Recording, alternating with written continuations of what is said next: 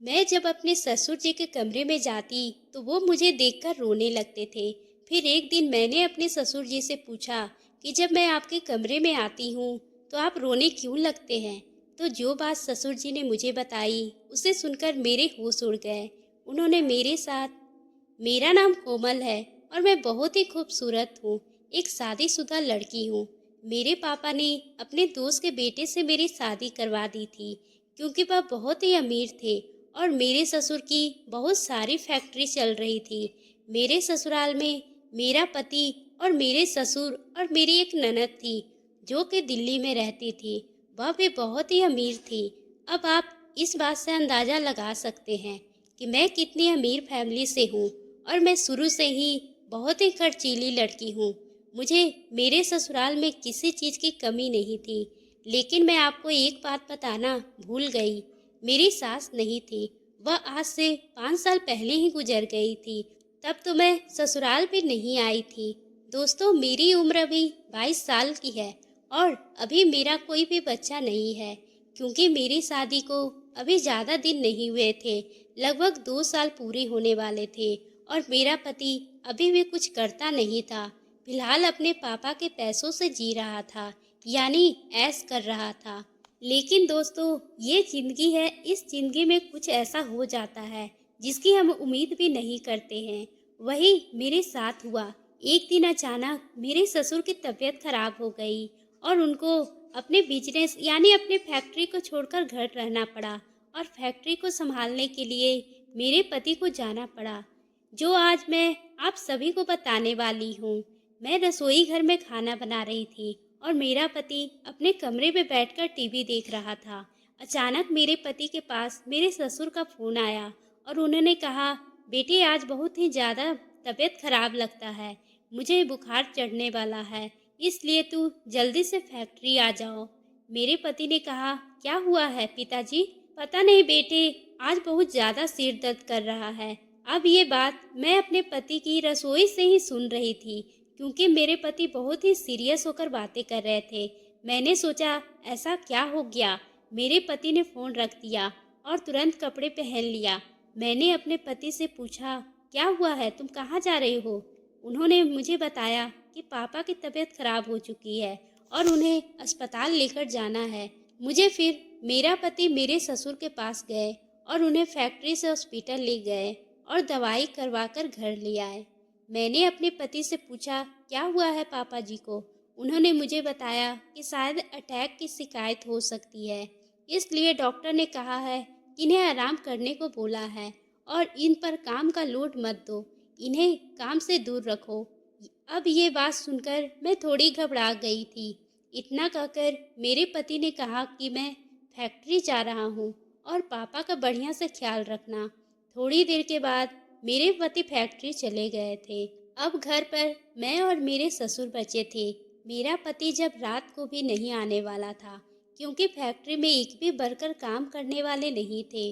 वह सभी रात को चले जाते। शाम के 7 बज रहे थे। मैंने अपने ससुर जी के लिए और मेरे लिए खाना बनाया और खाना तैयार कर मैं ससुर जी के कमरे में खाना लेकर चली गई। उस टाइम ससुर जी गहरी नींद में सोए हुए थे। मैंने उन्हें जगाया और कहा, लो पापा जी खाना खा लो, उसके बाद दवाई भी लेनी है। ये सुनते ही मेरे ससुर जी बैठ गए और खाना खाने लगे। खाना खाने के बाद मैं वहाँ से बर्तन लेके वापस रसोई घर में आ गई क्योंकि मुझे भी खाना खाना था।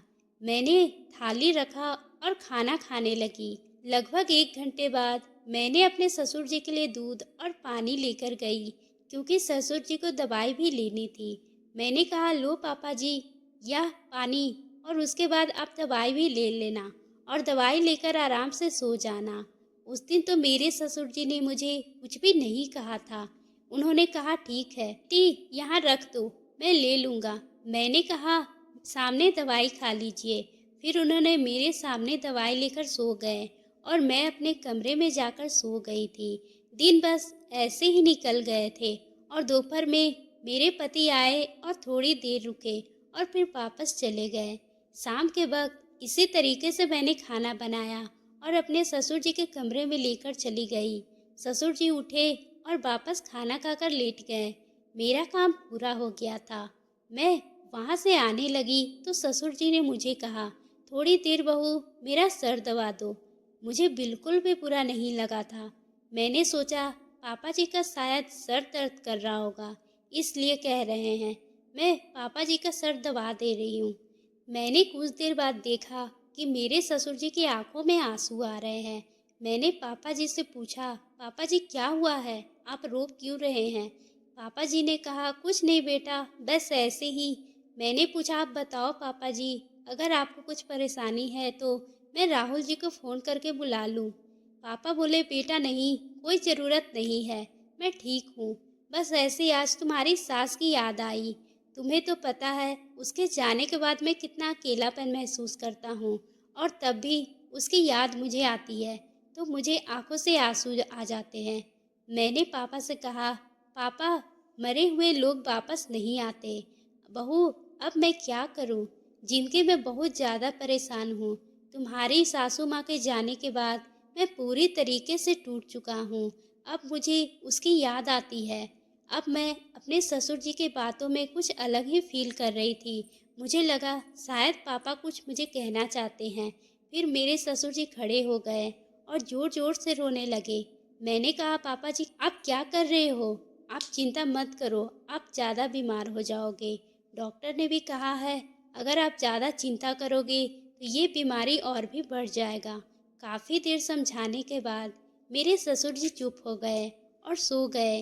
दूसरे ही दिन यही हाल था। मैं अपने ससुर जी के कमरे में गई तो मेरे ससुर जी उसी तरीके से रोने लगे। मैंने सोचा अब क्या किया जाए, तो ससुर जी इस चिंता से निकलने में मैंने पूछा, पापा जी आप रोज़ मेरे आने के बाद क्यों रोते हो? मुझे भी परेशानी होती है, बताओ मैं आपके लिए क्या कर सकती हूँ? उन्होंने मुझे कहा, कुछ नहीं बेटा, बस जो मैं चाहता हूँ। मैंने पूछा, आप पापा क्या चाहते हो? मेरे पापा ने कहा, बेटा मुझे बहुत ही तुम्हारी सास की याद आ रही है। मैंने पापा जी को संभालते हुए उनको आगे बढ़ने की सलाह देने लगी। मैं और मेरे पति ने आपस में बातचीत करके पापा को तीर्थ यात्रा पर भेज दिया ताकि ससुर जी को इस सभी परिस्थितियों से बाहर निकल सके। जब ससुर जी तीर्थ यात्रा पूरा करके आए तब उनको बहुत अच्छी खुशखबरी मिली।